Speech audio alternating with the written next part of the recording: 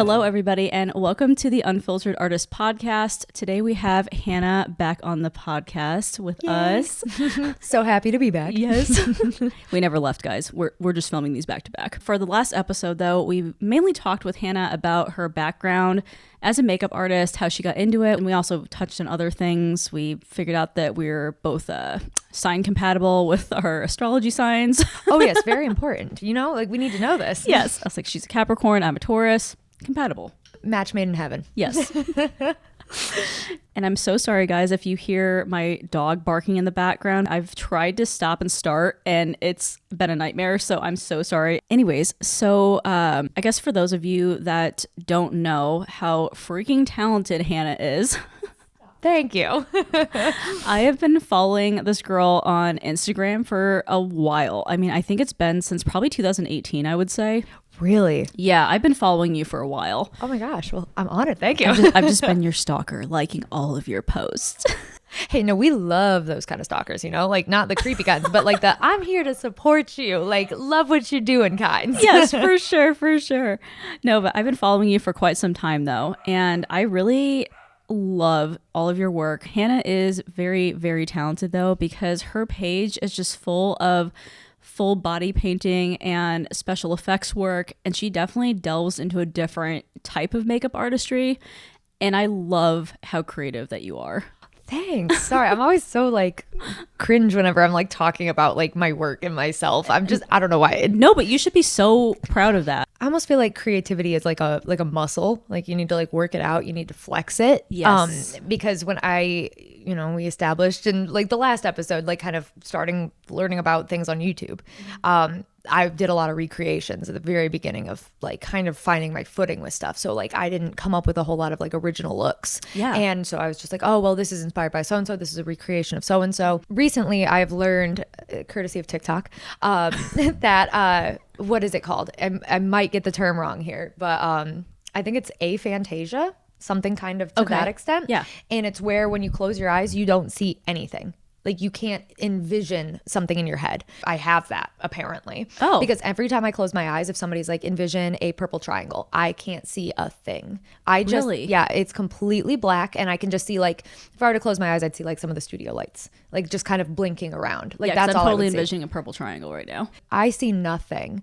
So I had a really hard time like starting to like develop how to create something from my brain, like a true outlet of like my internal creativity that I was tapping into lightly by recreating, but then it just took practicing. Now I feel confident within my own skills.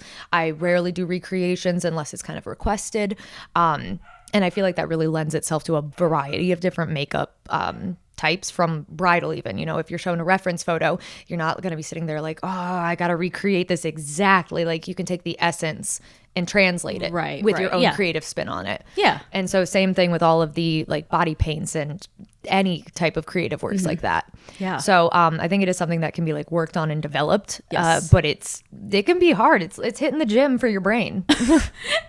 Like workouts for your brain. Seriously. And there's exercises and things that you can do. I haven't really done that. I've just kind of like forced myself into it. But also experimenting with what kind of setting I would need for something to be like a creative outlet in a way, whether it's music or podcast, or you can be so influenced by the things that are around you. So like creating a studio space or some little nook where you can just be authentic and not worry about stuff, like taking the pressure off really helps.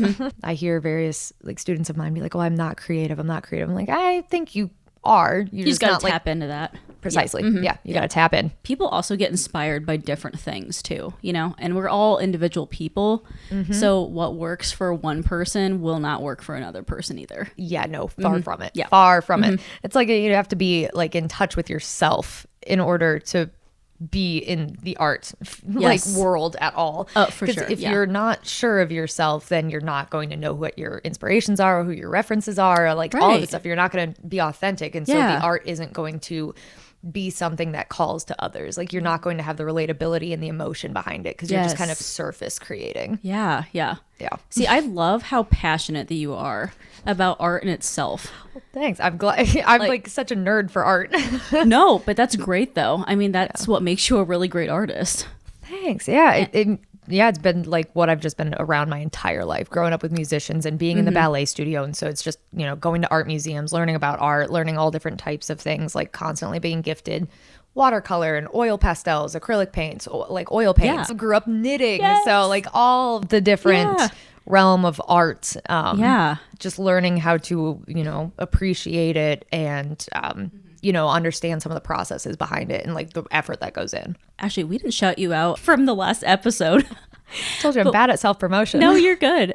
Where can they find you on Instagram? Well, if they'd like to, Instagram is Hannah Dorion, so HANNAH DORION. Hashtag Dorion Designs. There you go. Got to promote.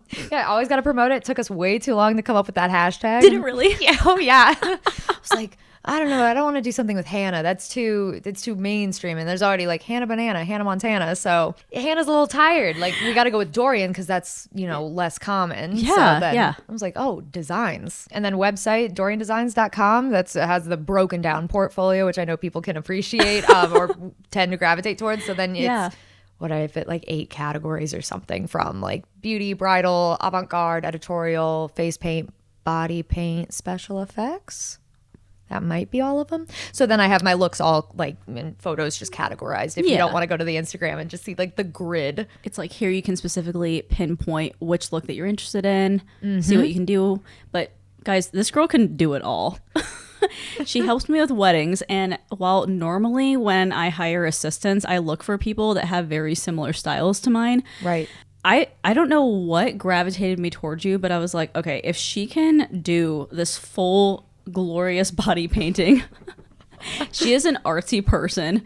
And therefore, I feel like you can do everything. That's what I love probably most about what I do is being able to do something different. Okay. Virtually every time I step out of the studio or, even sometimes just in the studio, it's always something different. So like stepping back and doing like weddings because, always trying to keep the books filled. So just like take any and everything that you can take. Gives you variety. Nothing gets too old. Nothing gets too boring. And then sometimes it's nice to be able to just go, hey, especially assisting, like I'm just going to be doing bridesmaids, family members, like maybe a mom. Yeah. And it's like, okay, I'm not even worried about doing the bride and having like the higher intensity of like, oh, this is someone's day. They could be in a particular mood or going through something emotionally. Right. Where I can just show up and be like, what color are you wearing? Oh, any info? Does the bride have any requests? Great. And then we can just kind of chit chat and like just have people feeling like pretty and confident at the end of it. And for sure, it's equally as fulfilling and if sometimes more because when you're working with clients versus models, like they actually have the emotional attachment to it. They do. Yeah. And sometimes that's their very first time that they've ever gotten makeup professionally done too.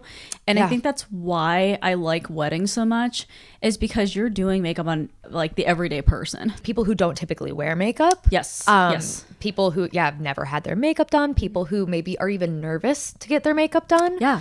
And so then you can actually try to make this like a really positive experience for them and, just to have them feel that much better at the end of your 45 minutes with them or whatever. For sure. It's just, it's nice because then it's just very rewarding. Because if you do something on a model and you're like, oh, this looks so cool or an actor or whoever. And then they're just like, thanks.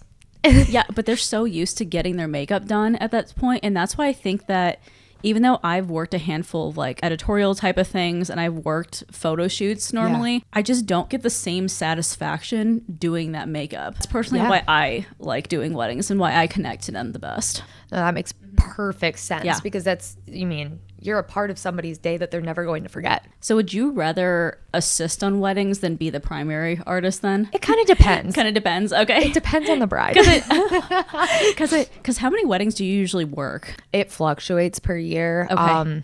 Because obviously I know that's not your main thing. I don't ever limit myself. I find that nowadays a lot of people are requesting the exact same dates. So it's like, well, okay. I don't know how that happens either. It's like, what venues are they finding, Seriously. And like the industry getting so intense and competitive with all vendors and I don't know. And now we're doing like Thursday, Friday, Sunday weddings. All days. Yeah. All days. Like I've done a Wednesday wedding. The only reason I remember this bride specifically, because for her something blue, she wanted it to be her lower lash line. So we like smoked out with like that is blue. so cool. Right? I was like, that's so That's cute. different. Yeah, I like that. I feel like the brides that gravitate towards me are like a lot of just like referral based. They tend to be brides who are very low key. Okay. Like that is Yeah. unintentionally, but it kind of works out because that kind of matches my personality, my schedule, my everything. Yeah. Just having like sometimes I'll just go to do the bride. Like they don't even have a party or something. Yeah. So that's why it's like whenever I like have the opportunity, I'm like, hey Julie, are you available to help me? But you're always like booked because you need to like, of course. Like, Oh my gosh, are my weddings like whole productions compared to what you normally do then?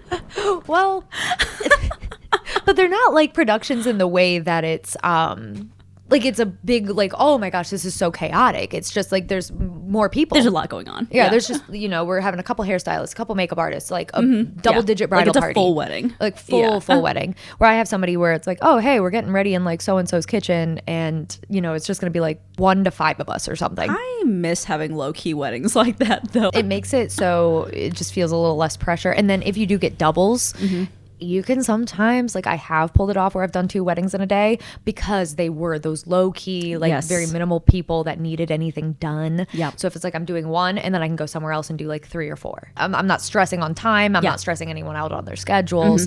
It works out a little nicer. Right. But no, I feel like it's incredible that like you have these like amazing big parties and like your books are filled. Like it's like your work is gorgeous, and I feel like the brides that like you are getting now are the brides that like truly like it is very compatible. We have very matching vibes with each other because I Absolutely. specialize in like the neutral soft glam sort of makeup. I love the blushy, like the glowy kind of makeup. Eventually when you get a little bit more experience, you start finding what makeup styles you really align with. Yes. And then in turn, you also attract your type of clientele too.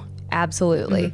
It makes sense that you were able to grow to that point where now this is like, it can be a little more stressful when you have like larger parties and more going on. It can be a more of a production, but then you're able to knock out the makeup looks that you're really excited to knock out. Yes. And you're not going to have people that are gonna, you know, like I'll have it where sometimes people are like, I don't want lips and I don't even want eyeshadow. Like just maybe throw on like the tiniest little lash and like some like base stuff. Okay. And so then it's like, okay, are these the most thrilling? No, but you know, this is what they're wanting. But you're And- making them happy. Exactly. You hired me. You're my temporary boss for the hour No, for seriously, whatever. yeah. That's what it is. Yeah. No, but I never yeah. thought about the fact that you took smaller wedding parties, and here I am, Hannah's over here going, yeah, I just took the bride and like one other person, and I'm like, hey Hannah, I have a bridal party of 12 people. We're gonna have to do 6 people a piece. Have fun. Oh, and it's kind of works out because that's what I got like used to doing at that salon. Okay, well that's good. Yeah. We had 3 artists for a period of time that worked at the salon and kind of coming and going, and like I don't know, like at one point like 30 hairstylists. Like Oh my gosh. it was a huge place. So sometimes there would be just, you couldn't even count how many people were involved with this wedding. Not all in the party, but then you'd have like your aunts, your cousins, the attendees, because then Yeah. everybody's coming and getting updos and makeup and nails and whatever else. Yeah. So I was used to having it just be insane chaos. And like when people are running late, they're not just in the same venue. It's like they're across the salon. Go find them and waste 10 minutes of your time looking around for the person that's not in your chair yet. And you have to get them out by like 1 p.m. Oh God. So yeah, that's what it was. That was it. That was some of the experiences at the salon. And then, you know, then they're bringing in mimosas and people are getting their drink on and it gets hectic. And then Yes. people are so chill with their timelines at the beginning of the day and then so stressed by the end. I know. It's like also okay. I feel like noon hits, and then it's like mass chaos. Yes. Yes. Why does that? It's almost like noon is the exact time, and then it's like okay, all the vendors are showing up, your photographer's showing up, your videographer is showing up, your flowers are showing up, and then mimosas are obviously down by that point in time. At least So people are feeling like 2. So people are feeling it a little bit and getting more confident. The music's blaring, you know. It's like you start off with like really mellow, like chill music, like going to the chapel sort of situation. Then you bust out like Cardi B by the end of it. I'm like, I don't know where exactly we flipped this switch, but It's like noon and then all hell breaks loose. Yeah, just like the, oh my gosh, why we don't have time anymore. Oh no. It's like, but at the beginning of the morning, Everybody's it's like, running I'm feeling around. great. It's like, oh my gosh, where's the box for my detail shots? This is why you need like a stellar maid of honor if you have a larger party who can be there to A type A one too. Like Yes. one that can really get shit done. 1000%. Yes. Oh, yeah. Appreciate the fact that you do like to do everything and genuinely Truly. enjoy it. Yeah. The only thing that when people have asked, like, oh, will you do this, that I kind of say no to, and it's not because I don't necessarily like doing it, it's because I'm not comfortable yet fully with Okay. it, is tattoo coverage. Like, that's the only okay, but aspect that is of really makeup. tricky though. Yeah, no, and I don't have like the airbrush with like alcohol, and so then it won't like transfer on a dress. So if a bride's like, hey, can I cover this tattoo? I will see if there's somebody else that I can refer out in the area, especially like I know some people closer to the Chicago area that they love it. Like it's their favorite thing to do. So I'm like, if I could just give these people to you, like gladly. Yeah. I've done it like once on somebody who's like, please.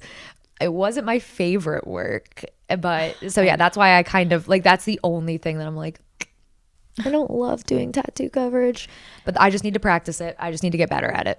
I'm so surprised that you don't like doing that though, because I feel like Right? that would just go along with the other stuff that you've done. I think it's just like the different tones on the body and then finding the right products that aren't going to accidentally like imprint a foundation shade on a dress, like a wedding dress, where I don't That makes have sense. the comfort in that Okay. quite Yeah, yet. that makes sense. Yeah.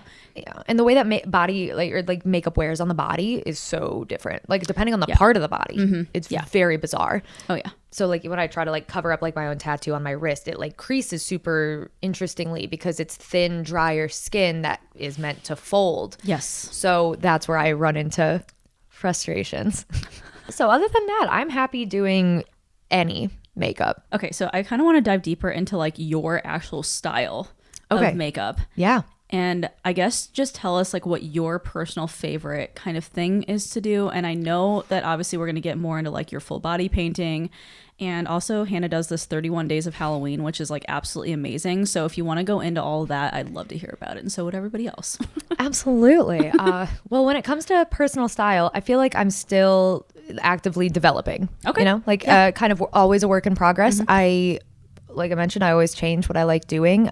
Even when it comes to like the breakdown of the parts of the makeup application, my favorite part of the process always changes. I found that when it boils down to it, I really like high fashion avant-garde. Okay. Like really that's kind of my like favorite. Like I like being able to just like play and experiment with color, experiment with shapes. Like Yes. I've been known to say several times like, ooh, what a fun shape. That's People amazing. call me out and be like, that's a weird makeup artist thing to say, but sure. I like working with like line work, Okay. like a lot of line work. I find that super fun. Yeah. Like color blending and melting in together. High concept, high fashion. If anybody, big drag fan here. It's kind of like club kids scenes. So Okay. if you don't, yeah, like walking art. Essentially, that's what I Gotcha. really enjoy doing. So then, Ooh, fun. the model or the client or whomever you're working on, they're not a person at that point. Like they're an idea. Okay. Like they're just, Interesting. yeah, they're not a thing. Like I really like that, like very abstract art. Always been a fan of abstract art. That's so different than like what I would ever. Because like to me, I'm just like so involved with like the person, you know, Yeah, that I'm yeah. doing work on, and I'm involved in their life, and so that's a totally different concept than I would ever think about.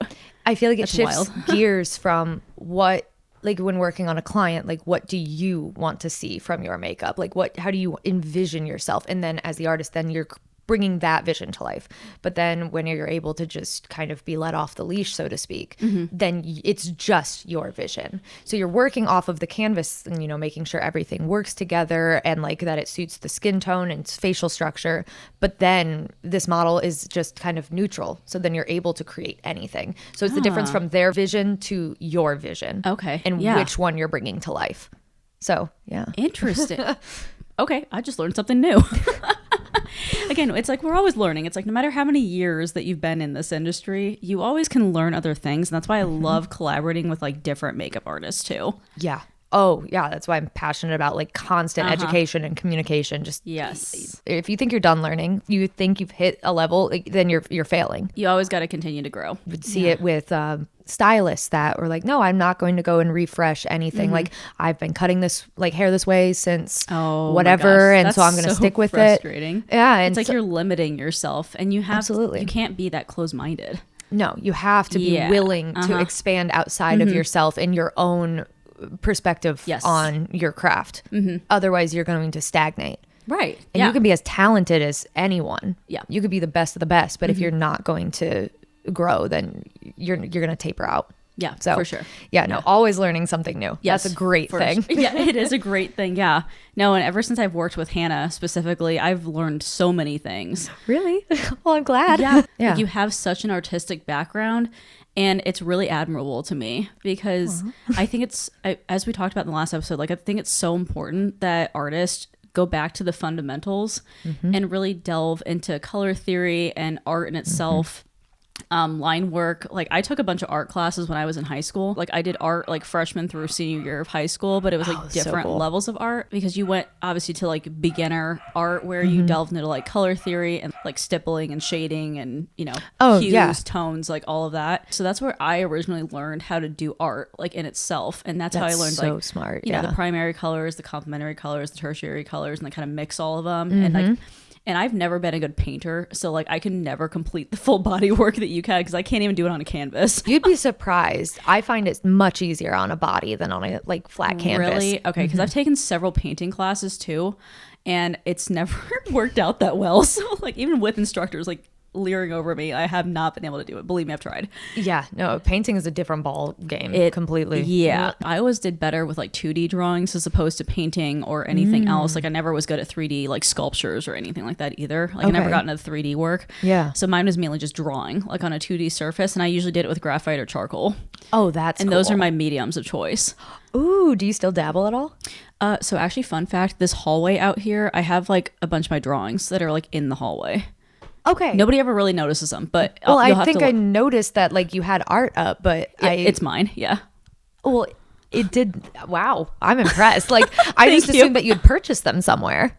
Well, thank you. Of course, Don't look too hard, because I was like 18 when I drew those. Oh, stop. No, don't be hard on yourself. Like, I sometimes will look back at something that I was like shredding to pieces, like whatever medium it was. And I was like, oh, this is terrible. I hate this. Right. And however many years later, I look back, I'm like, this is great. No, I think it's just really important in general, though, that makeup artists do kind of go back to those basics, though, because I feel like a bunch of people just jump straight into makeup without having any sort of background or any sort of really technical knowledge about it.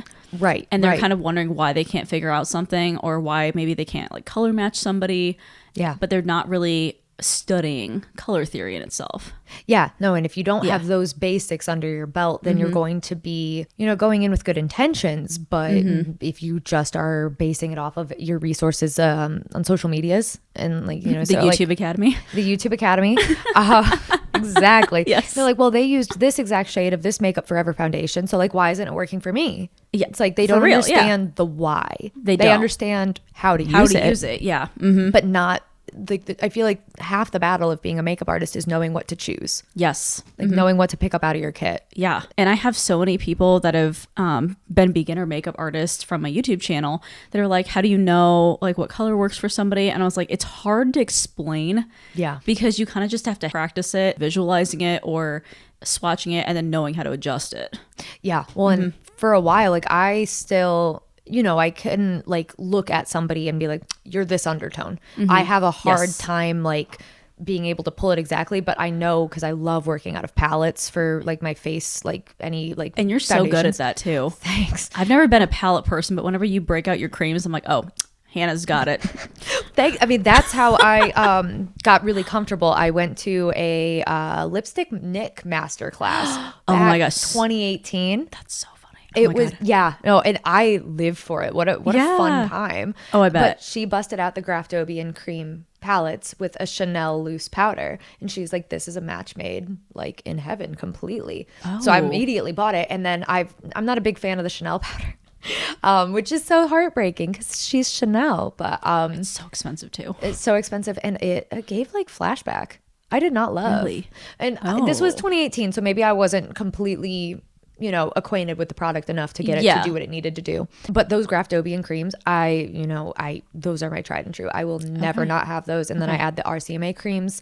So then when like holding the palettes up can like just identify which colors need to get blended together. Yeah, I just know, instinctively how much of each color or shade or product to pull to get the correct balance. And then even like color correcting on the face as you go, because sometimes things oxidize a little funny. Sometimes it pulled something interesting out of the coloration and you're just like, whoa. And knowing how to correct it without totally removing the whole entire thing, because we don't have time for that. No, it's like, let's quickly add a little bit of something else in there. The last demo I gave, it was inspired by like the Pat McGrath like glass skin, so I needed to do a like fairer complexion. But with my model's skin tone, I didn't want to go like true just like clown white like from Ben Nye, which is the product I had set aside. That's white. Oh, it's like it's pure stark white. Yeah. Needed to get really durable stuff underneath that glass skin effect because that will break it down very easily. So you need thick, heavy, like theatrical creams, at least the way that I'm doing it. I know I'm not Pat McGrath, so very much kind of DIYing it here. Careful, Pat McGrath, she's coming for you. No, not even. Oh my goodness. No, she is the mother. Makeup artist mom. Hence the mothership palettes. Entirely accurate. She's an icon. Kind of mixed a different like foundation. I was like, that's gonna just like look weird, and I couldn't explain it, but I just like whipped out one of my Graftobian creams and just like flashed it up, like kind of looking at it, comparing the tones with the model, and just pulled a little bit of something, and it just like made the perfect kind of mix. And I didn't know what it was going to be until I started like actually mixing it on the palette, and I was like, oh, that was I don't know how I did that. Like it's a lesson in trusting yourself, I feel. It is, yeah. So I personally use all liquid foundations, but I use the Face Atelier foundations. That's so nice. They're so good. But I'm kind of getting the point where I don't really gravitate toward picking the actual foundations, but I use them primarily for their adjusters. I was going to say adjusters. Yes, because I have all silicone-based foundations in my kit. Perfect. And so like I have the NARS and like the Charlotte Tilbury one, and like both of those are silicone-based. Yeah. And so they mix really well with the adjusters because those are silicone. But the adjusters are really handy though because they come in all your primary colors. And then they also even came out with a pink one too. That pink one is heaven. I need to get that because like I have the blue one and I also have the olive adjuster too, which is also come in handy. I feel like Heat is always a popular Heat one. And Blaze. Blaze is the yellow one and Heat's the red one. I think I am thinking. And then I also have Zero, which is the white one too. Yes, it is so good. The best. But as you were saying, sometimes it's like a little bit questionable when you're putting those primary colors down in your palette. And I think I've even freaked out some of my brides before too. Oh, I bet. Because I mean, you're sitting there and you're just like, oh, a little dot of blue, a little dot of yellow on there, and like and then baby pink. Yeah, and baby pink, and just like mixing it like all together. And speaking of mixing colors, yes. I think we totally got off topic again. And I wanted to talk about your 31 days of Halloween that you do every October. Yes. It's amazing. Thank you. So like I love seeing what you come up with. It's always a surprise now for me too, honestly. Yeah. So that got started. I know I mentioned in 2020 that, that was a really like pivotal moment and I would not be where I'm at without having that kind of forced time. So then I started coming up with little mini series to do. So it started with, okay, like I'm going to do a look that's monochromatic. So then I did purple, and I always operate in rainbow color order ever since I was a little kid. And I tried to get really weird, really out there and just push limits. So then when I finished that series, I ended with like a rainbow look. I was like, okay, well, I've done all the colors, including like gray and like tans and browns, neutrals. So what next? What am I going to do? At that point, it was probably, maybe around April. And then I was like, well, if I'm going to start like a 31 days of Halloween, like I've seen these YouTubers do and these influencers do for years. Like I've always followed like Glam and Gore, Mikey. And she would do like 100 days of like Halloween looks and things that were insane. I loved her stuff. So talented. No, she used to have killer looks though. Oh, incredible. They were incredible. I almost dabbled in the special effects at that point in time too, because I figured out how to do like fake cuts and everything that too, just from watching her. And she like broke it down. She broke it down really well. Yeah. Like very understandable. Yeah, for sure. When it came May, I was like, I'm doing 31 days of Halloween. I'm supposed to be in pre-planning process for this year. Every single year now, I'm like, I don't know if I'm doing it. I always end up doing it. But I should be planning now because that's 31 looks and this would be year 5. Have you really been doing it for 5 years now? Started in 2020. Yeah, I guess so yeah, 2020. 2020, 1, 2, 3, 4. Yeah, this would be 5 if I did it this year. So last That's year was crazy. over 100 looks of Halloween. Like, yeah, like it's 31 times 4. So yeah. Now it's just coming up with simply something to fill each day. Yeah. But that first year, it was so much fun because Yeah. then it was just pulling all sorts of things. And that really, I think that was where my like flexing the creative muscle truly started happening, because I did a fair amount of recreations for that first year. And like always, if it's a recreation, like inspired by so-and-so, like, or followed this tutorial by so-and-so, you know, doing that. And when I broke down how I wanted to order the looks, I have all 31 images. Well, you know, the cover photo for each image, because, you know, then there's multiple that need to get edited and watermarked and all of that goes into each individual post. But I'll pull the cover photos and see, all right, what colors are in which ones. I don't want too much of like a orange and black and green or purple, like Halloween-y colors. Like I want to intermix those with all of these others. Plus mixing up, is this special effects? Is this face paint? Is this body paint? Is this drag? Is this more of like a beauty type of thing? Trying to space out like video game characters, movie characters, like various things. So everything is very mixed. So you're not seeing too much of the same thing. Right. So when I was breaking everything down and seeing how many were inspired by and recreated, I wanted to like make that number shrink. Right. Yeah, because you want Hannah originals. Exactly. Yeah. Exactly. I get that. Yeah. So then each year, now I kind of fill it where I'm like, oh, I'll do a recreation because my brain's tired from like coming up with other things. And I just need to not think. And I just need to pull something up that I'm like, this is a really cool look that I've had saved in my Instagram for 10 years. And I'm finally going to just do it. But then now I'm more apt to put my own spin on it rather than making it like line for line Exactly identical. how the picture looks. Yep. Yeah. So, and of course, each year I try to make it that much more tricky for myself. So now I do a TikTok that pairs with the look. So then it's a whole process. I know. But my Instagram engagement, I do think, you know, it's worthwhile mentioning.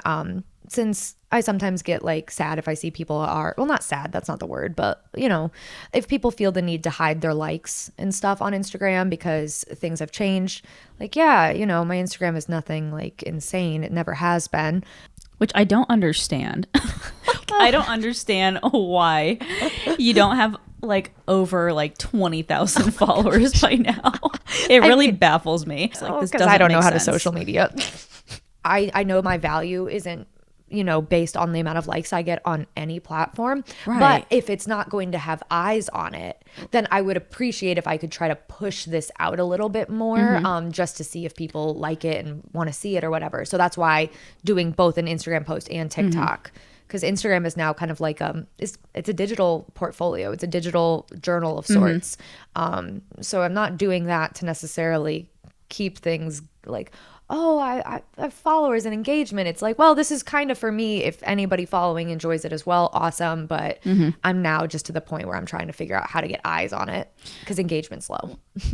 Okay, that's just like Instagram's stupid algorithm because I change it every 6 months, I swear. And something has happened recently where like my engagement's like heavily dropped too. And I'm just like, what is going on here? Like, it doesn't make sense. So it's not just you. I think it's just the algorithm in general, just to let you know. Yeah. But I do understand because you spend hours.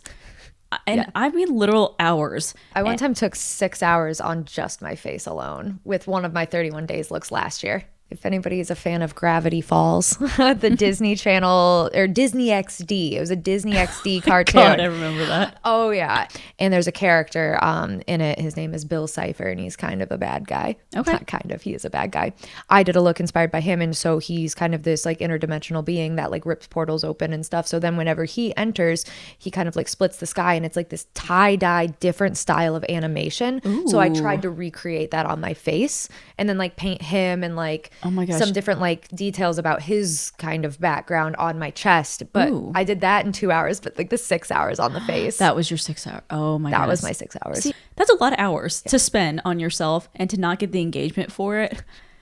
I get it. It's fun, like hitting the right, like kind of fan base, you Yes. know. Luckily with my boyfriend's interests, like he's big into video games, he's big into like kind of the, you know, different like nerdy cultures and different things like that. Yeah. So then I've learned about different characters from games or movies, comic books, TV shows, things that I wouldn't have known about. So then Yes. if you can do something that's specific to this fan group, and then you can promote it to them, and so then it's just fun kind of seeing people be like, oh my gosh. I just want to make sure that if, you know, it's something that you're interested in seeing, that you have the ability to be able to see it, that it's not getting like suppressed behind, you know, different algorithms and things. I found that TikTok is pretty organic. Yeah. They have a pretty effective algorithm at this time, at least. Yeah. So then whenever I'm doing like any Halloween stuff, if I put a specific hashtag on there, then typically it'll go into the right circles. Right. And, you know, I've done stuff inspired by like anime. That can be a really, really dedicated fan base that can be really for sure. excited Yeah. to see something. Like my finale on Halloween last year was Ryuk from Death Note. So Nice. that was fun to do. Last year I ended up doing 4 days consecutively of 2 looks a day because I was so late. I almost didn't make You did 2 looks in one day? 4 days in a row. I did 8 looks in 4 days. Oh my gosh, that makes my brain hurt. I kid you not. When I like, typically it's like I set the vibe, you know, I have like my speaker on, I have my playlists on, and, you know, lighting candles and You're just just vibing. just vibing. But then I'm like going back and then have to like shower it off and like using like the Albolene and just like, oh my gosh, like my skin, and then sitting back down And then doing in it the all studio. over again. And like I think it was like the last one I had. I like sat down and was just like, I don't want to do it. Like I'm like coming undone. And Christian, bless his heart, he was just like, it's okay, you're gonna make it. It's like you it's can one do more, it. it's good. Like you've done so much, one more. Yeah, right. I'm like, I can't, I'm gonna fall apart. But we did it. And so I'm my goal is to not put myself in that predicament again. But I did have a question though, about your 31 days. Okay, so I know you said you pre-plan ahead of time and you have to plan way in advance. Do you specifically plan out which days to do each look, or do you kind of just let your creativity flow for each of those days? I'm so glad you asked. Lots of trial and error. My first year, I had like copies of like blank calendars that I like filled out each month starting in May, because I'd started in May that year. Okay. And so I had it like by the week. I'm going to do this look on this day, because I had a whole like list of, I think, like 35, 36 look ideas. So then if there was any that I wasn't feeling, I could like exchange and switch out, or if one didn't work out, something like that. That's only happened to me once. It's Where a look didn't work out? I like had to scrap it after like shooting it. Oh, really? Yeah, like brutal. But you know, I feel like it happens a lot more. It's common to have that happen. So it was I'm rare. sure. Yeah, And that only happened to me last 31 days, where I was like, this can't work. This didn't translate. And so with that, like, you know, writing out these calendars, I was so stressed because I had a hard time like keeping up with it. Because when you're writing something down, you're like, I can handle that. And then you're doing like 4 looks a week and you're like, I'm falling apart. And then things come up. And what if I got invited to hang out with a friend? Or what if I booked a client? Or what if I just am going out of town last minute? Like, Right. I don't want to hinder my existence for something that I'm not getting paid for. Right. It's like you have to figure out how to schedule yourself around all these other things that you have. And I'm sure that you probably want to designate like entire days. Yes. Yeah. Or at least like evenings where I don't have to be up early in the morning, because I don't mind shooting in the night. Oh, true. I prefer actually like shooting at night because, do you use artificial light then? I'm assuming to take the always, photos. Okay. Always. Yeah. Basically every single photo I take has some sort of artificial light. So I guess like little tidbit, little side note.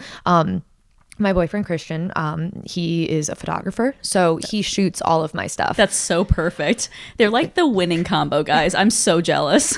Well, I'm so lucky because he was just naturally like, he was into photography in high school, and so he always had his cameras, and then we got a camera together, and so with a specific lens, because we wanted to test out doing like almost like macro shots of like my eye, like getting very detailed of any like eyeshadow or liner or anything at all. And I wanted to be able to see, I think it was like being a weird effects artist, I'm like, I want to see every vein in my eyeball with the lens we buy. Like I want to see it's like it all the crystal texture clear. and that'd be very cool. So I'm glad that we have that specific lens because Yeah. that's what we're using. Yeah. And they come out so good every single time too. Thank you. So the rhythm is he shoots and then I edit because I don't want to put that all on him, especially because at this point, doing like 31 days of Halloween on top of year-round rest of. Oh, I didn't realize that you did the edits. I kind of just assumed that he did the edits for him. So I am very, very, very particular about my edits because I don't like editing. I enjoy the act of editing, but I do not like editing my work. So I think it's also important to kind of bring up that is what's helped me grow in my artistry because I take every single photo and he has Lightroom, he has Photoshop. I don't use them. I think it's Lightroom to like stamp my watermark on all of my photos. Yeah. But other than that, I have a Mac Mini that I work off of with like my big curved screen. It's amazing to edit on, had that for a few years now. And so it's wonderful because then I can see every detail because I just uploaded it and I use the Mac Photos software. And so I zoom in literally 150 to 200%. And I use the spot treat tool if I have like a zit or I have my Monroe piercing that I haven't worn for years. That's a permanent hole. And that's kind of my little tell to myself that I did edit that picture. If I zap out that Monroe piercing, even if you can't see it, I will always zap it out so I know that one's done. Oh, interesting. Okay. And then the only things that I like to tweak are saturation and contrast, maybe some black point. Highlights and shadows, but that kind of goes in with contrast. Right. And then potentially sharpness if something got a little out of focus. Yeah. So by zooming in with that retouch tool, I can see the parts on my face that typically crease or I can see those brow hairs went out of place, or if I've shot models that way, like if he shot the models, I will still edit, so then I can zoom in and see how did this work read. Yes. Like what can I do in the application process that can make my life easier in post or any photographer's life easier. Yeah, for sure. That's how you get gigs. Make the photographer's life easier and they will want you back because they don't want to have to waste all of that time and energy like fixing little things. Like go in there and do it first. And so editing your work that closely and like seeing it in that detail has been like eye-opening. Yeah, when we shoot, I have my glam core light that I like to use, like the dual, like 2 lights, and I shift it pretty cool a lot of the time. Yeah. And I've created this thing starting back probably 2019, actually, maybe even 2018. I have an Amazon box that I busted out, like a giant Amazon box. And this thing is a hazard now. It's a hazard. No. I lined it with tin foil. And so I then shove not shove it, it fits, but I place it on top of the glam core lights. So then Christian has the camera lens right, a few feet away from me in between the lights. The box is reflecting light from all angles. And then I put myself almost in the box. So then it cancels out any other light from any other location. I was just wondering, because I'm like, dang, are you putting yourself like in a black curtain or what's happening? Because it looks so dark in the background every single time. The box helps, but I got black felt from fabric store and just got however many yards of that. And I have it over like a big frame because felt isn't going to be reflective like a sheet or poster board or anything like that. So if we use white, I do a white poster board because fabric can be a little bit dicey and the felt can like cling on to hair and fur, being pet owners. But the black will absorb all of that light so that you actually can get like a really matte, like crystal clear black, or not crystal clear, but like not pulling focus. Like it's very intense. Yeah. So that's how we shoot.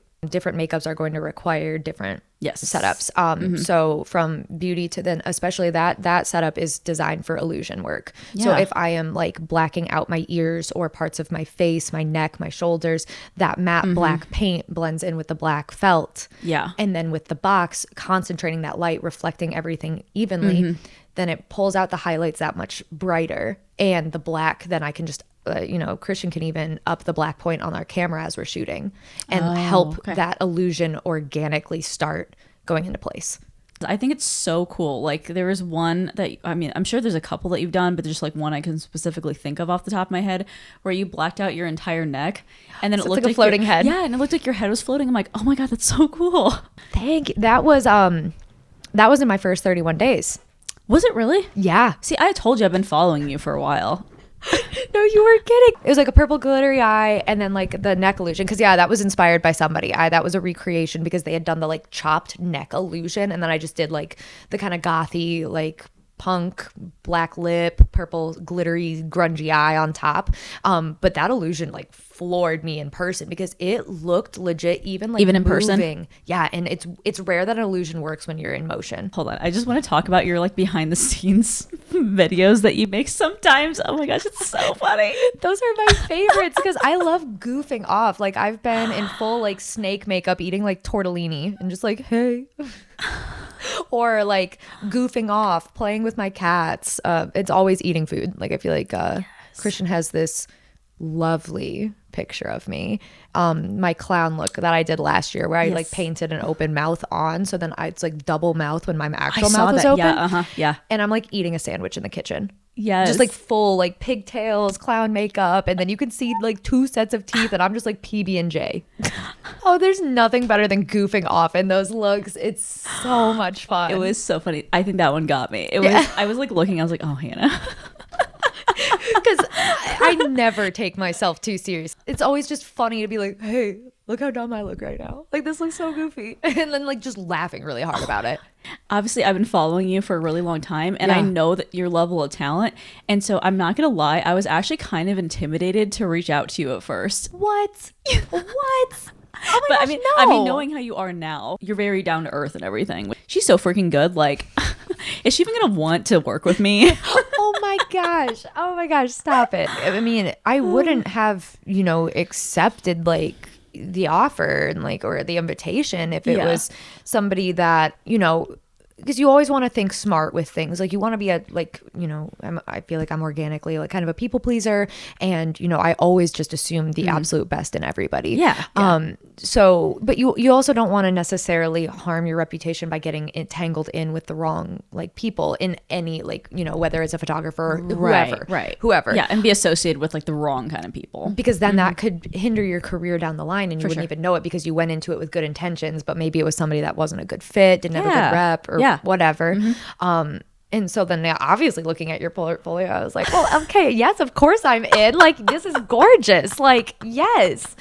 So, oh my gosh. No, I feel like it was a very like compatible fit. It can be hard to find like somebody that really has a comparable style, since we all have different hands, different eyes, different products, different backgrounds with it. So then when you find somebody that like, no, we have very comparable like bridal beauty styles. Like, let's, we can tag team this.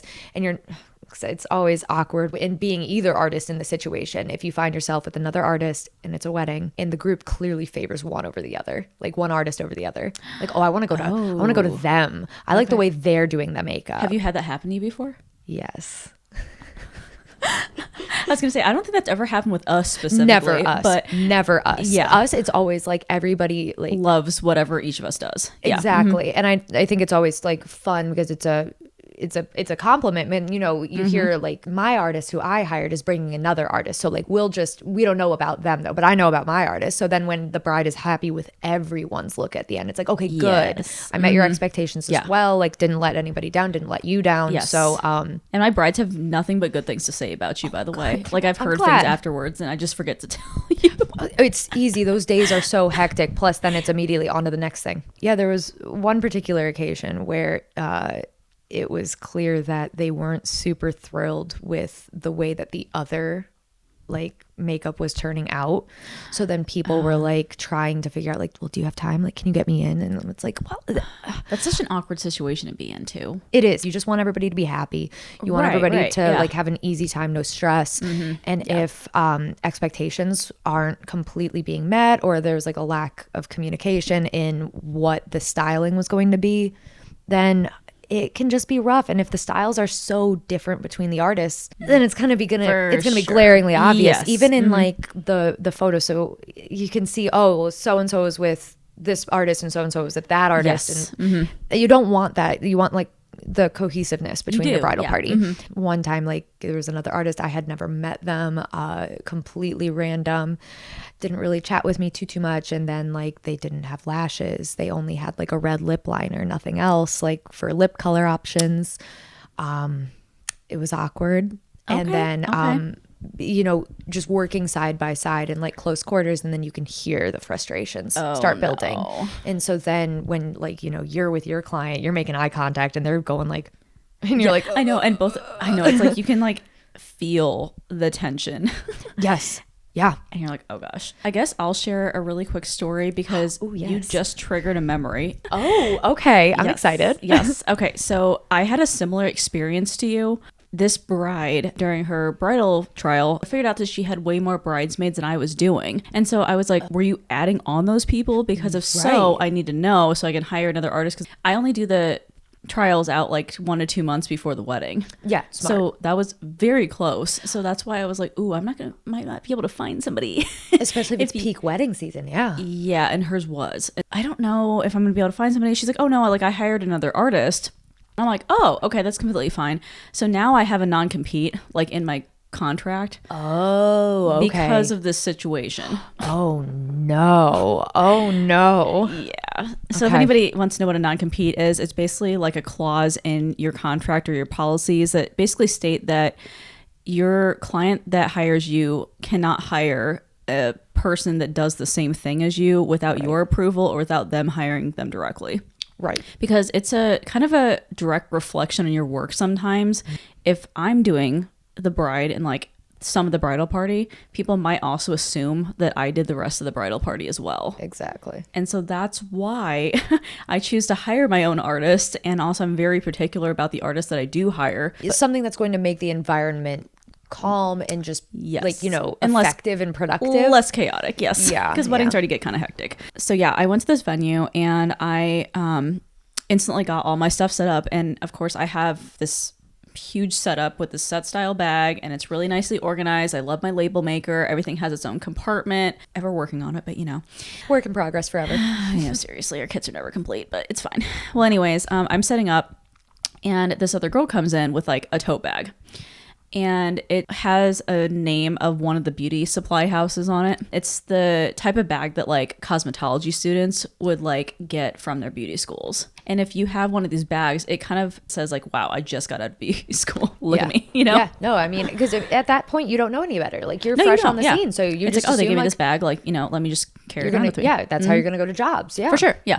She goes, yeah, I'm really like getting into makeup recently and stuff. And I was like, okay, cool.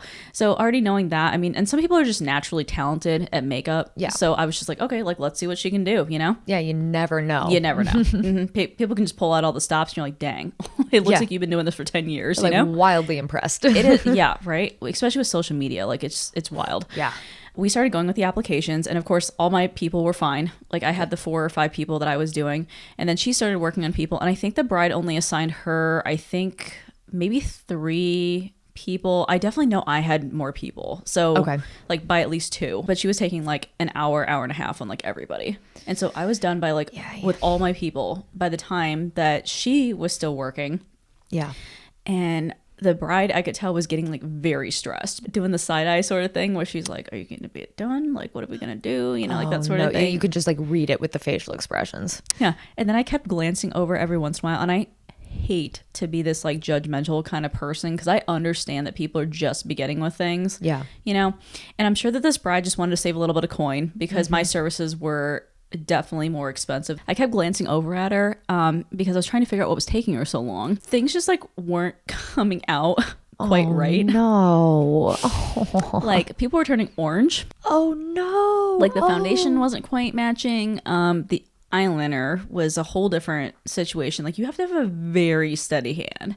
Yeah. And some people were asking her for like winged eyeliner. Oh, and that's just brutal. It's brutal anyways. And a newer artist. Yeah. So I didn't blame her in like any shape or form. It's scary. Yeah. Especially for a bridal party. Even if you're not the bride, like you still want to look good for those photos because you are getting photographed. Yeah. And you're paying for services. And you're paying for services. You pay for a dress. You're a part of this. No, I struggle with lips. I've gotten better at struggling with lips, but I still like lips are my struggle spot. The symmetry on lips is hard. It is hard. Yeah. So everybody has an area and then you just get like a little bit more confident. You know that you can trust yourself or you know how you can fix it quick. Yes. But, when you're newer, you don't quite know the tips and tricks on how to figure it out quite yet. Just panic. Yeah. So you have that panic.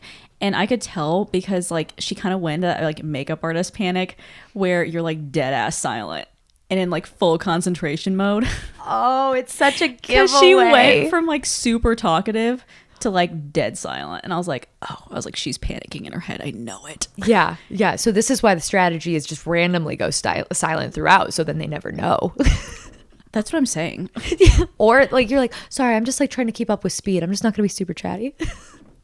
And then when you panic, they don't know the difference. No, I know. That's what I'm saying. I was like, but sometimes I like will overly like try to talk at the same time though. But then you're not really answering what they're saying back to you. You're not really responding anything. You're just kind of talking and you don't hear anything they said because you're just like, oh my God, this is just, what do I do? Like, wait, what did they say their name was that they were dating? I feel like I'm always given like the, whoa. And then I'm like, is that the appropriate reaction to this? Yeah, she was like deep in that panic mode and I could tell. No, poor thing. And I felt so bad. After she left, I was still like there and packing up and asking if people needed touch-ups or anything, as I usually do. Yeah.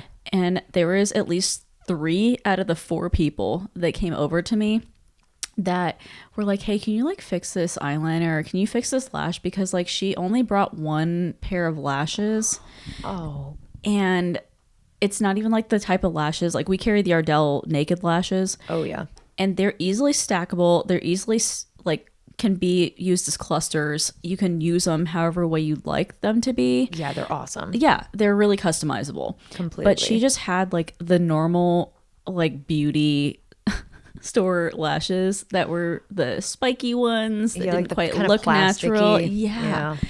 And with the really like thick bands. Yeah, they're just not the comfiest. They're not. And you can't, even as an artist, applying those suckers is so hard. You have to break them. Like you really have to like wiggle them back and forth with your fingers. When you're new, you don't know like, oh, there's differences in quality of lashes. There is. It just takes like makeup. It's so much trial and so much error. Yes. So yeah, like that was a learning experience, and seeing like, oh, these lashes are really tricky. What's easier out there? For sure. But then unfortunately, you're left with all of the, hey, can you help me? I know. I completely had to redo one person, like all together. The entire face. Oh yeah, I whipped that sucker out in like 35 minutes. Oh, that's impressive. Like hopefully you could like salvage like, all right, we can leave the brow, we can leave the lip. I think the brows was the only thing I left, because I think that I had to redo like the rest of the face. Yeah, she walked over to me though. And I didn't say anything because I was like, well, maybe she doesn't notice it, because some people just wouldn't notice. Yeah, like they're not a trained eye. Yeah, if they're not an artist, they wouldn't know. And so she's like, does something look funny to you? And she asked me that straight up, and I was like, oh God, I gotta answer now. Oh, that's brutal. I know. And I was like, I mean, I think that probably your shade match might be like a little bit off or something, but if it doesn't bother you, then like it's fine or whatever. She's like, no, like it really bothers me. I'm like, okay. I was like, so what would you like me to do about this? And so she goes, she's like, well, I think we have a little bit of time because I think that their photographer was like still taking detail shots at that point in time. Oh, that's lucky. Yeah. And so I was like, okay. I was like, I think that if I stall them just a little bit, like we talked to the bride about this, and so she was like fully aware of the situation. Right. I was like, hey, would you mind hanging back for like probably like an extra like 15 minutes, like past your time that you're supposed to be done with everybody? I need to fix, like, I just need to reduce a couple of things. And so she's like, oh, and she looked at this bridesmaid and she goes, yeah, that's fine. Oh no, just like I can't even imagine being the poor bridesmaids in that situation where like you see your friend's eyes just go, yep. That's what it was. It was a look. It was. Oh, that's so hard. I know. And I was like, oh God. So anyways, yeah, I wiped the whole thing off. Jeez. And I redid it. And then I still had to redo eyeliner and lashes for 2 other bridesmaids too. Oh man. Yeah, I can see why you added the non-compete clause in there, like completely. Yeah. We had shaky eyeliner, like it wasn't hugged the lash line. Like I could tell she didn't hold the eyelid taut when she did the eyeliner. So it's like stuttered. It like skipped. And then she was also using a liquid, which I have a problem with too because it's not hygienic. Oh yeah, but well, I mean, outing myself here, like at the very beginning before I went off to makeup first, I used to use. I had a liquid liner, Mm-hmm. and because you don't think, you're like, well, okay, a pencil, I could sharpen it, but that's not the most practical eyeliner tool out there unless it's like a water line, at least in my preference. Then there's like the the like felt tip or like brush, like bristle tip markers. Those aren't hygienic. Right. And then there's like liquid liner that you dunk back in. Like that's not hygienic. You don't realize like, oh, there's like pot liners. Like we use our Inglots with like the Duraline and things.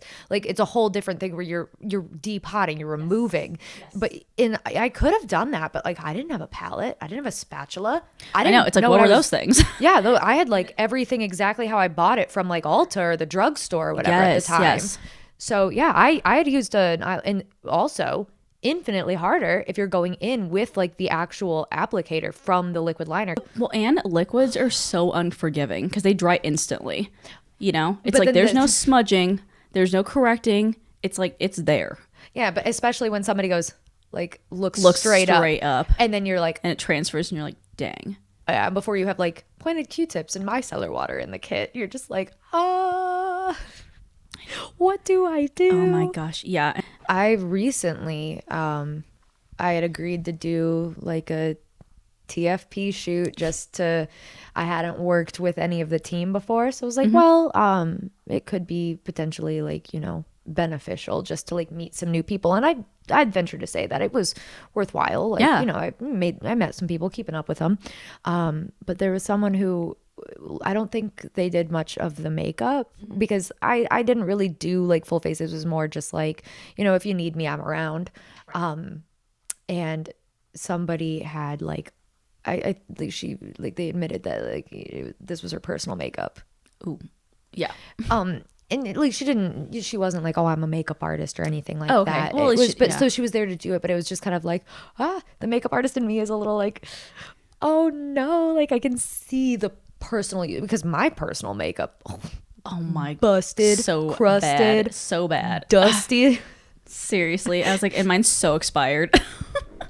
Can we talk about that? Like, oh my gosh. Like I retire things out of my like professional kit and then that goes immediately into the personal. That's where mine goes too. Well, because, you know, we're going to follow the, you know, recommended windows of life for all of our things. Yeah. But like if I'm using a powders, like as long as you're keeping up with like, you know, cleansing them with alcohol and, you know, I'll take like a Clorox wipe around the outside of it. So like nothing's like building up on the outside and making sure, because all these new palettes, like Mario, can we stop making them white? Can we please stop making them white? And I love my Patrick Ta palette and everything, but it has reflective packaging. Fingerprints. Or even a Clorox wipe, like the dried like wipe, and it just looks like icky. Or the Anastasia ones that have felt on them. I've retired. Get them out of here. You're done, modern Renaissance. You're done. You are done. Although I love that palette though. And the soft beautiful. Glam. Yeah. Oh, and oh man, what was the other one? It was like dark brown, but it was really, really pretty. It had like all deep, cool browns in it. The Sultry palette. That's it. Sultry. I unfortunately fell victim to the YouTuber purchase every palette. Yes. So I have palettes that I've used once.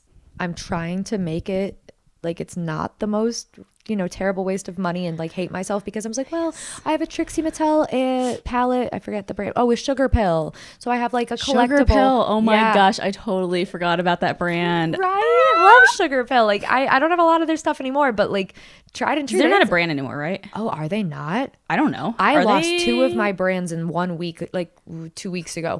I had a horrible week. I was complaining about it. I was being melodramatic and I spent like $200 on like 70% off stock. So I can get everything. So I hopefully have like, it's not going to be a lifetime supply, but it's some of the Hydra liners from Suva. Since Suva went out, I use the black and white. I purchase 1 Grease and 1 Space Panda every year because I use it on every single like 31-day It's look. called Space Panda. Space Panda. Oh my gosh. That's the white. That's amazing. And then Grease is the black one. And they dry matte, and that's why I love them. And like they're the like so opaque that like I can highlight white, like Ben and I Clown White with Suva Space Panda. Okay. Because it's that bright. So I have now like as many of them as I could get my hands on, like in my kit. So, okay. But yeah, anyway, like talking about like dead brands. Yeah, lost Stilazzi, lost Suva, lost Makeup Geek. That one sucked. So if Sugar Pill's also gone, I won't be. I guess like I'll be sad, but not as sad because I didn't know about it. But I just haven't heard about them for a while. I don't know if they're still a thing or not. I mean, I knew I followed them on Instagram, but also with the algorithm, as we've mentioned, I haven't seen a whole lot lately. So they could be posting, and I'm just missing all of it for sure. Yeah. But yeah, so I have that Trixie Mattel collab with Sugar Pill, and I have the Alyssa Edwards collab with Anastasia. Oh, So I have yeah. I have like a Reese's palette. I have a Scream palette. So I have like the themes. Yes. So I'm like, okay, at least these are Those- more like collectibles. No, that Kind you of. know that's what I always told myself, but I'm like, I don't know. I just ended I up don't know. collecting like all the Anastasia palettes because I have a lot of them. The Jackie Ina palette was one of my favorites. I remember I have it. Yeah. when that came out. That changed everything. Yeah. That formulation was so good. And there's like this, it almost looks like blue brown from MAC, but it's like a duochrome inside of there. It's really pretty. Ooh, and that blue brown like shift. Oh, That's my favorite color out of the whole palette. And I'm like, can you just release that as a single? Because that would be amazing. because Anastasia's singles are amazing. They are really good. So yeah, that Yeah. would be lovely if we could get a single of that. I'd buy it. Yeah. And they sell them in like pans, like Yes. single pro pans. So that's Yeah. really nice for magnetic palettes. Oh yeah, I used to have a magnetic palette just filled with them Yes. until technically expired. So then got retired, and I just never bought new magnetics. I just buy palettes. I hate depotting. I hate it. Like I like depotting when I'm working, but I don't like depotting for my kit because I'm just like ugh. If I try to get all these shadows out, I'm gonna like break half of them. Personal experience, it takes hours. Yeah, I depot lipsticks. I depot my lipsticks and my lashes. Yes. Other than that, I just rotate out what I bring with me. I just constantly change out what Yes. there is, and then there's some staples in there that like never leave. Even though you don't depot, like your kit's still small, I feel like. Thanks, because I have had to really work on that. I probably still need to decently work on that because I used to be so anxious that I would need everything. I was like, oh, I don't know what I'm going to walk into, so I need to have everything in the kitchen safe. I also think that there was a definite shift from going from the YouTuber time when it was like buy, you know, like consume everything, like Yes. use as many different brands, as many different products in all of your looks so you can tag them all, get their attention, get reposted. So I would use a single eyeshadow out of a single palette and then like tag the brand. Yeah. Like credit the palette and be like in shade cream or something. It's like I could just Use any other cream shadow. any other. So then that helped with the kit going like, I don't need this. Like I can work out of like one palette for every face as long as it's the right palette for the job. Right. So you Yes. can just bring your basics, have a couple extra things. Yep. Like I always have my Viziart editorial brides. Shout out Viziart. Love them. Viziar's so good. Oh, I love them so much. Yes. They're expensive, but they're worth it. Every cent. Yes. Every cent. I've gone through several editorial brights. I've gone through several neutral mattes. I've now, what I'm wearing today is the cools. Yeah. Yeah. Just Yeah. because like I was like, yeah, let's do a cool tone little like number for 10 a.m. Whatever works. Exactly. And so just like beautiful palettes that then when they offer pro sizes so they can be smaller palettes, they're contained. I'm like, I don't even need to. And if I run out of a specific shadow, they pop out of the palette that they come in, repurchase it. They are so nice. Yes. And so, you know, definitely I've been caught in some predicaments at times where something like didn't make it back in the kit before like leaving for a job. Oh, I just had that happen to me recently. Oh no, it's horrible. Doesn't it make you like want to vomit? No, literally. This is actually what I wanted to start talking about anyways, was like the things in our kits. Hannah's is very artsy and very like cream based. She's more into like the theatrical sort of makeup. Whereas like my kit is more so like the current like new age sort of makeup that's like very trendy. Yeah. And I'm not saying that either one of them is better than the other one or anything, but I just think it's really cool how we can get almost the same results with the stuff that we have. And that's why it all boils down to technique. And so I kind of just wanted to go into this, but I will tell you really quickly about the situation that happened to me. Oh, yes. I was doing a demo for my beauty school that I'm at. Okay. It like literally just happened on Thursday. Oh, literally. Yeah. Oh my gosh. So I forgot that I was supposed to buy another mascara. And so I didn't put a mascara in my kit. And this is also going back to the importance of using gel eyeliners, because since I'm using the Inglot gel liner, which is a black liner and it's waterproof and meant to be used around the eye area, I just used a mascara wand, dipped it in the, like didn't dip it directly, but like I depotted the liner, put it on my palette, and then dipped in a spoolie and just used it as mascara. But I did have a mini panic attack where I was like, shit. I was like, I totally forgot that I ran out of mascara after the wedding that we did. Oh, yeah. And then I didn't have any other jobs in between it. It was one of those things where I took it out of my makeup kit like that night that we did the wedding, and then I just forgot about it. For any artists listening out there, though, that's why you kind of have to focus on multitasking kind of products. Absolutely. And figure out how you can substitute things, because sometimes you run into situations like this where your mind just goes blank and you forget to pack stuff, or you don't know quite how to handle situations, and you have to heavily rely on problem solving skills. That is, I think, like, I don't know, 90% of our job. Yes, is just problem solving. It wasn't the exact same thing, because the product that I forgot wasn't mascara, but I've had a mascara that I got that was brand new. And when I opened it, it was disgusting. Like, I was like, oh, rancid. Oh, no. This is terrible. Yeah. But here's where you'd think that they'd have me on payroll, but with how I plug them. But Danessa Myricks Color Fixes Blackout, I have used that as liner. I have used it as mascara. I have used it as virtually anything you can imagine. Those are so great. Because those can be eyeshadows, those can be cheek, those can be lip. Yes. So in that pinch, I was like, oh, thank God I have Blackout. Otherwise, I could have. Like, I don't know what I would do. No, that was terrifying. Because then, I had Inglot, but I just didn't have a lot of it left at that point. I needed to re-up. And especially if it's somebody who's like, oh, and I don't want to use lashes. So you're like, okay, well, I need like something that genuinely is going to be a proper mascara. Yeah. And like Inglot, like if you have enough and you can use it that way, then perfect. But Blackout saved my life that day. Yes. I forgot loose powder once.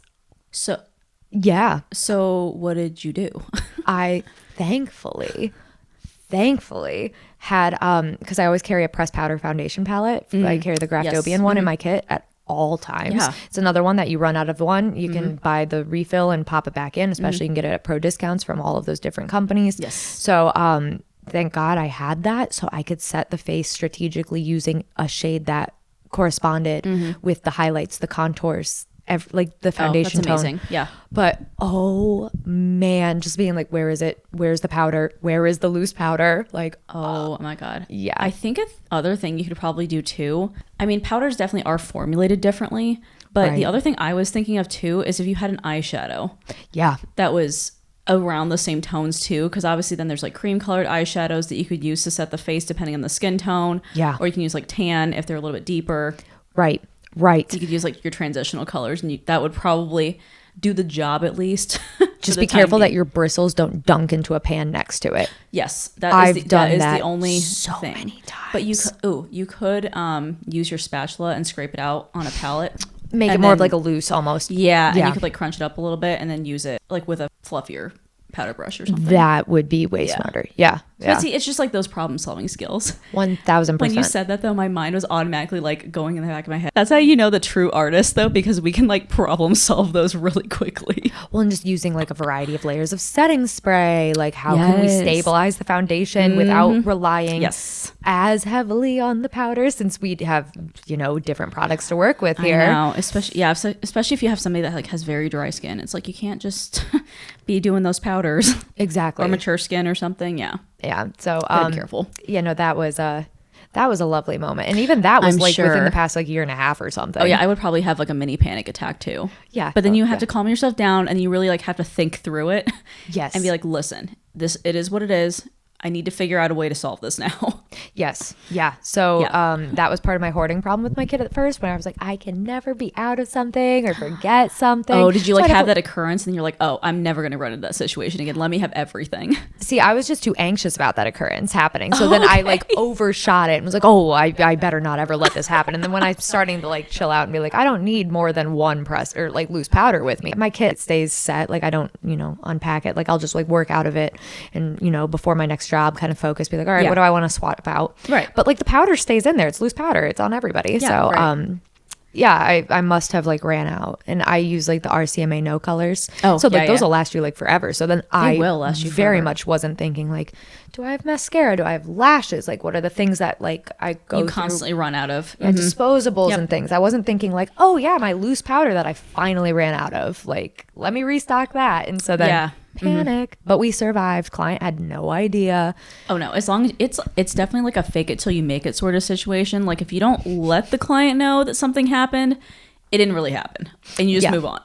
Oh yeah, that's why in the studio they have a mirror, but it's like on the other side of the room. Like they don't fully see everything until the end, because I've had a time, like I always work with a puff on my pinky so that I can be cleanly and I stabilize my hand, all of those things. I saw Lipstick Nick do it. That's where I adopted it. I was like, that's genius. Like my hands are so shaky. Let me just constantly wear a puff. Yeah. My puff somehow, genuinely no idea how it happened, got blue eyeshadow on it. I was gonna say, I think I know where this is going. Stamped, bam, right on like curve of the cheekbone. Luckily, she couldn't see that it had happened. Okay, and so like we're just like chit-chatting and everything. Just like blend it out. And well, in like a little bit of micellar water, I was like, oh, it just got a little something over here. Let me just clean that up real quick. Because then also sometimes saying something like that out loud can help at least me like calm down, to be like, because it's obvious if you start pulling out Q-tips and micellar water or a makeup wipe or something, it's like obvious. Obviously something happened. Yeah. And I sometimes get like eyeliner random places or something, like right by where my pinky is. I'll just rest it on somebody accidentally and it's like black eyeliner. I'm like, oh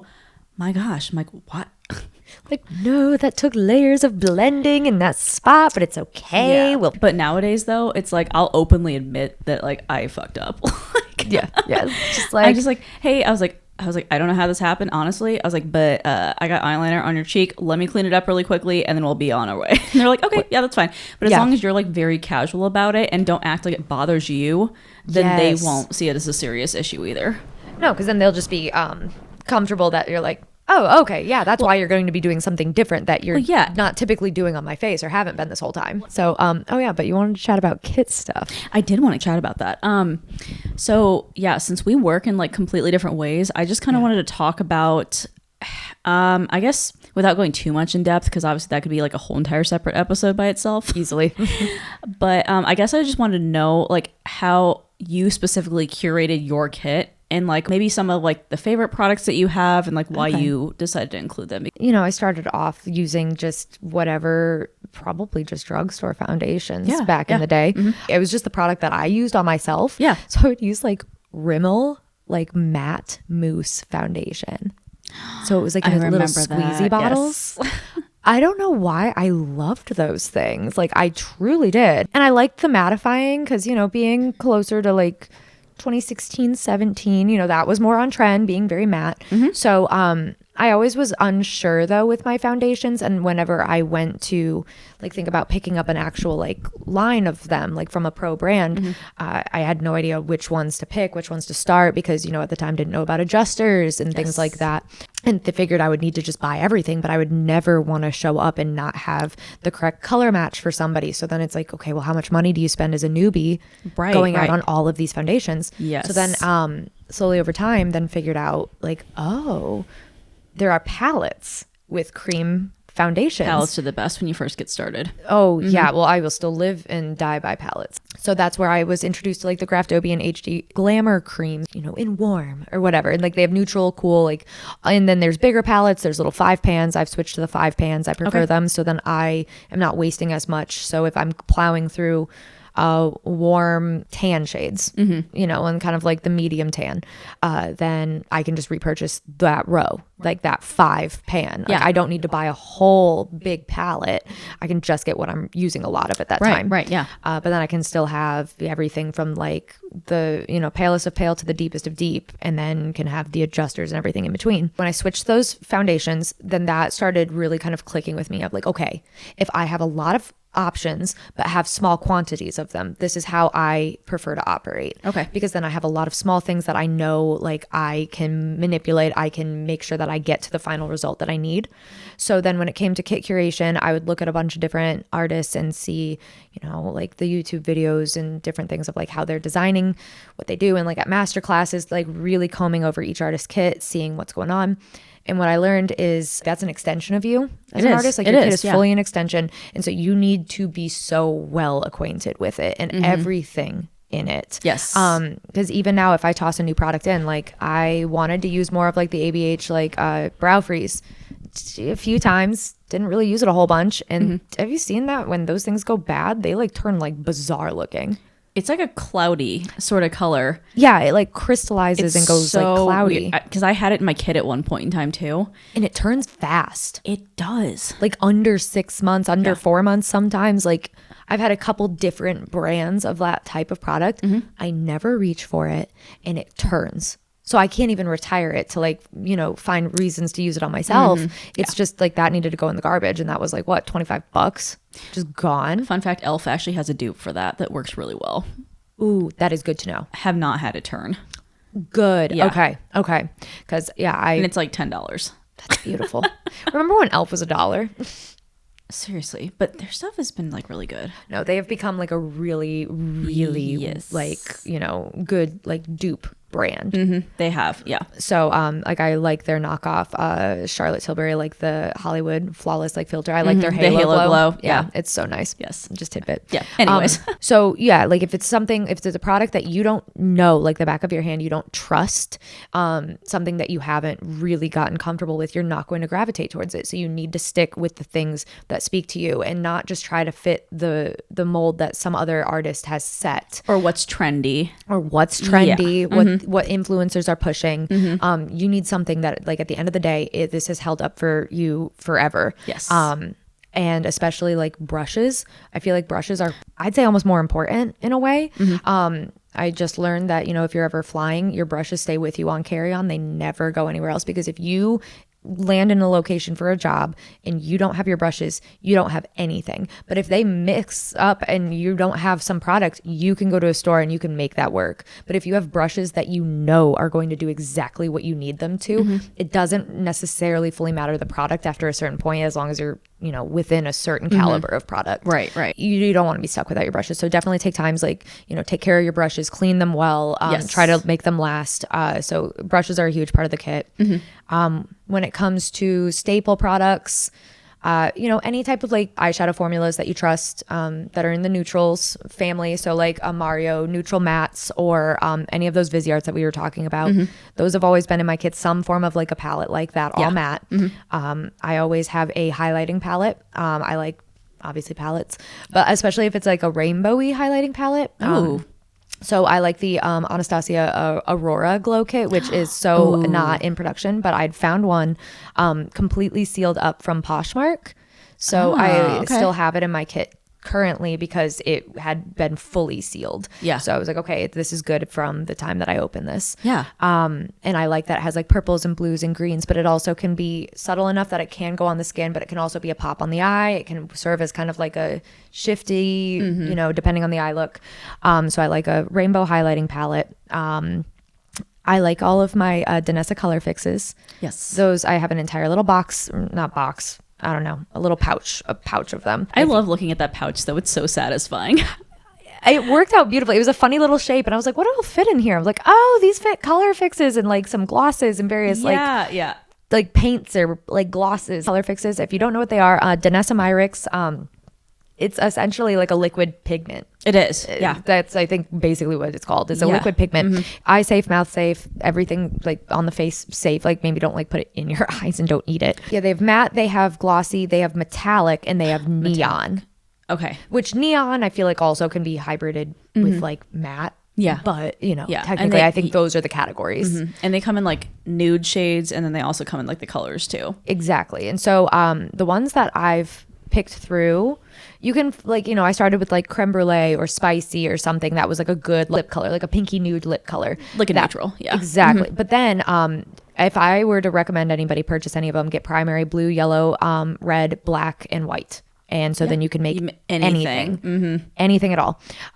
So yeah, and like you're paying for good quality. So I want to say they're like $18 or something like that. But that's not bad for the amount of product that you need. And you don't need that much of it either. No, a little goes a long way. Yeah, especially if you're using like all of those primary colors to mix. I mean, you need like a dab out of each of those colors. I don't know why I ever stopped carrying those, honestly. I had the black and the white shade, and then I just like stopped collecting them for some reason. Oh, maybe I had like a brown too. Oh, yeah. Well, and I've not found a brown that I'm like absolutely in love with. I feel like browns always go like kind of funny. Yeah, I had the chocolate shade. Chocolate, I feel like goes almost like purpley. it's weird.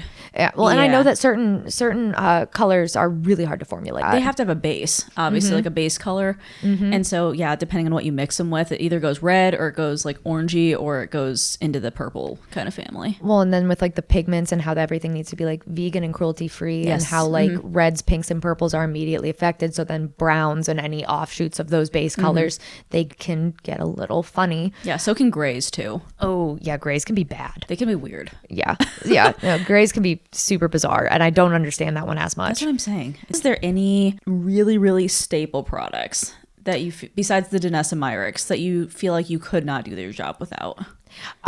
So with like pairing with my Graftobian cream foundation palettes, or, and you know, they can be like highlight and contouring palettes.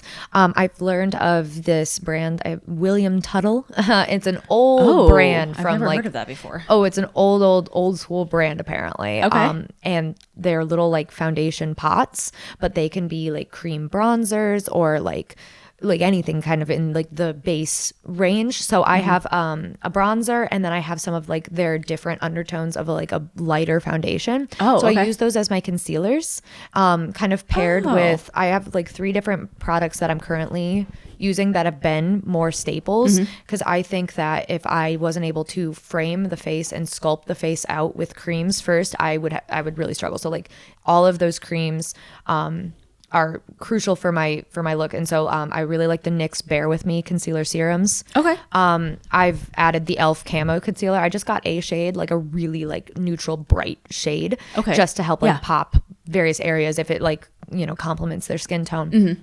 So with those 3, and then having a cream bronzer, and then I have some other cream contours, because I like having 2 separates of, there's a cream contour and a cream bronzer, so I can really start sculpting. Okay. But then my final cream that I, you know, like need and have been working with forever, the brand P. Louise, I've been a fan of theirs. Not like, I don't know, I've not tried every single product because they've been churning out so much, you know, new stuff lately. I'd love to try it all, but you know, got to stick with like the staples here. Right. So there's traditional eye base, the colored eye base. I have a peach, a coral, a reddish pink, like it's more red than pink, and then like a bubblegum pink. And those are my liquid blushes. I really need to try those because I have like the normal eyeshadow bases Yeah. from them. And they're nice and tacky and thick. They're so good. Yeah, I have like 4 different colors, although I need to get the shade 4 because that's the only one I'm missing, I feel like, in between the 2, because I have like 0.5, which I think is the lightest. Yep. And then I have 2, which is the most popular that I just use straight all the time. And then I have 6 and 11. That's a good variety. I just need like 4 in between. If you start mixing 2 with 6, it gets gray. And like, But I need, don't like, a warmer mix shade in between. as amazingly. I know. And so you almost need like something to separate it a little bit. Yeah, because like I will always do like my favorite combination is a dot of the peach and a dot of the coral. I feel like that really complements variety of different skin tones and undertones and things. Yeah. But like when they goes on the palette, like they do not want to mix together. Like I don't know if it's maybe the difference of like stainless steel to acrylic to glass. I don't know Right. if they would prefer a different base to be on, but they're hard to mix because they kind of like are almost oily, I want to Yeah. say. Maybe. It's almost like they're true paints. Like, Yeah. that's how it mixes. And it's like super interesting, which is cool because they make like really great products in themselves, but you almost do get the most out of them just by using them straight for like what they are. Yes. Yeah. No, Yeah. it's much easier if you can actually just have the exact shade that you need. I know. I think that's the only drawback for those. Yeah. But otherwise than that, though, the formulations are super phenomenal. In the pigmentation. So that's why Oh, I I know. like, Yeah. you know, popping that on as a blush. And so whenever I'm like mixing there, at least like the whole thing is getting dispersed. So I don't ever run into an issue Yes. mixing. It's just on the palette. They don't want to play. I know, right? But then if like, you know, kind of dotting it on the cheek before blending out with like a sponge, then it just really gives a tacky base for everything else to grip on. There's that undershine of the blush because, you know, I feel like blushing comes from, well, not I feel, blushing comes from inside. Fact. It does, yeah. It just does. So then like also veiling the blush with a bit of like those concealers and kind of picking different ones to kind of strategically start blending in so it looks like that's coming naturally from underneath the skin. Right. So those combinations from like the William Tuttle, the Graftobian, the NYX, Elf, P. Louise, like all of those creams. I really enjoy. I'm experimenting more and more with like the Made by Mitchell color cases because they're I've heard of those self-setting. before. Okay. Yeah. You'll have to tell me how that goes because I've always been curious about those. I haven't see what I mean with like getting really comfortable with things in your kit. Like I use it on me more than I use it on other people, but I keep it in the kit because it's all just like pots that you just like scrape out of on a palette. Right. So I'm getting more and more used to working with them. They are really, universal products. So like you said, like anything universal, if I can use it on like 6 different parts of the face, I'm doing it. Right. Yeah. And then that's another new addition with others would be like the Danessa Groundwork palette because it's like that new like velvety pomade formula with a powder. I have been like really gravitating towards that for a lot of times. Like I've used it on like some of the bridal parties we've worked on. Yeah. I really, really like it. So fun. that one will, I think, eventually become like this is a staple, but it's newer. I know. I need to try that too. I know. It's like, can you call it a staple if you haven't been using it for that long? I don't think, at least not yet. There's not too many staples. Like, I'll rotate out what mascara I'm feeling. I'll rotate out like brow gels or eye primers if I use them. Yeah. Things like but that. But those things kind of don't really matter that much. Yeah. No. It's like mascara is mascara. Like as long as it's waterproof for me. I mean, I normally do like the L'Oreal Lash Paradise waterproof mascaras and then the voluminous ones. Those are kind of the ones I switch in between. Yeah. But I only use drugstore mascaras because you switch them out like same every other job. I'm currently Essence. I used to do the Lash Princess when waterproof. Yes. But then I started seeing on certain individuals, I don't know what the common thread was, but I would get light transfer. And I was like, or not transfer, but it would just be like, I could see like a contour where the lashes would hit. And I was like, oh, that's not I never put a shadow there. I don't like that. Right. So I switched to the tubing mascara because I really like those. So I'm doing Bye Bye Panda Eyes. It's a cute little name. Yeah, no, I feel like that kind of, wraps it up with like the staples, like, this kit stuff. Yeah. Just like any of those, you need a good working cream that can work on different skin types and how to like pair things. So I have, I like the Fenty Soft Matte Primer. I guess that I could be considered a staple at this point. It's not used on every client, but if somebody tells me they're oily, the prep that you obviously take is different for each skin type. I know that primer works really well underneath my creams, but I also have a beauty oil in a variety of different like moisturizers, eye creams, various things that can also pair well under them. Right, so they just all really, they play well, they lay beautifully. And most important for me was I needed something that was going to be 4K appropriate. Like I've definitely lost clients for not offering airbrush, but if I do ever end up offering airbrush, it would be to help kind of, waterproof and seal everything at the end and maybe do like a light dusting over the top of the face at the very end. I would still do everything in cream though. Yeah. Like I really, really honestly would. Because the more layers that are like thinly built up on the face, the less that the camera has to eat through. And so it's going to look like skin. It's going to look just more natural and authentic and not like, oh, this is just laying on top. And you do so well at skin. Thanks. I feel like I always like struggle with skin. Really? Yeah. I mean, I can make it look good at the very end. Yeah, because they always look beautiful. Thank you. But it's almost like an internal kind of struggle that I have. I think that people also like need to kind of pay attention with like chemical formulations of things and really study in order to prep the skin and make sure your skin prep or your primers or whatever you're using goes in line with your foundations that you're using. Yeah, whether it's water-based, silicone-based, little side note that kind of ventures into more of like the like theatrical or effects or anything. You have to be mindful of like upcoming steps. So like I do a lot of brow blocking, and my preferred method of brow blocking is with an Elmer's glue stick. I really like a good glue brow. I've gotten very good at it. I can be pretty quick with it. I can work with like a prosthetic adhesive and do the same thing, but then the takeoff is a lot more complicated. Well, not more complicated. It just has extra step with extra products because you need extra removers. Glue brows, water soluble. So you have to be very mindful of what you're putting on top of that glue brow, because if it's a water base, it will start popping that brow immediately.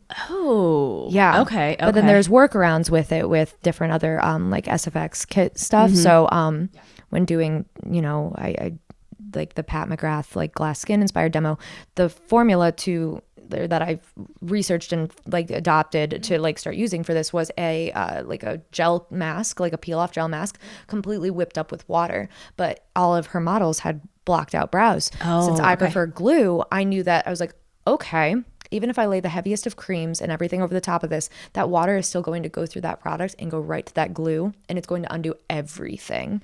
So I just needed to get a wax sealer out and like fully seal in that glue so that when I, had the mask go on top of it, it didn't disturb anything. Yeah. So even if it's not like product on product, like you need to think through like, what will I be potentially doing? Yeah. Will this product counteract an effect that I'm trying to go it's like for? you have to kind of be one step ahead of yourself every single time. Sometimes like even 10. Like, yeah. With the stuff that you do, I can imagine. Yeah, like thinking like you have to have a guideline when you're going in, an idea of what you're about to tackle. And then once you get there and start formulating it, you have to start seeing the end vision the second that you start going. For sure. So you're not wasting time, product, energy, misstepping. Oh, yeah. So, yeah, no, I guess that's the end of that one. I was like ramping up like I had more to say. Okay, so I think that is pretty much about it for this episode. I'm sure we've talked long enough. Oh yeah, knowing us. Yes. So we are going to have to split this into a third episode, I think. Hey. But the third episode is going to be kind of juicy because I want Hannah to share all of her fun client stories.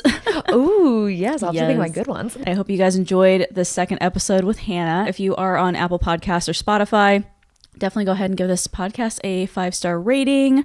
Add it to your favorites. And then if you are watching this on YouTube, make sure you subscribe to my channel if you haven't already. Go ahead and like it. Do all the things. And I think that's about it. So thanks so much for joining me, guys. Bye. Bye.